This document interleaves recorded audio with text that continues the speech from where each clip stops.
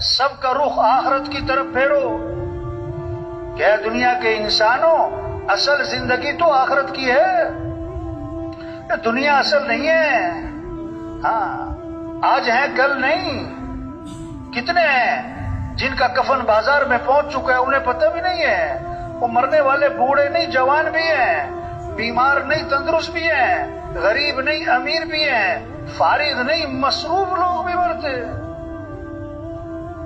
کتنوں کا آخری مہینہ چل رہا ہے، کتنوں کا آخری ہفتہ چل رہا ہے، کتنوں کا آخری دن چل رہا ہے۔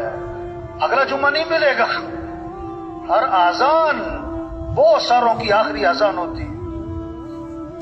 ایک صحابی نے عرض کیا، حضور مجھے نصیحت فرمائیں۔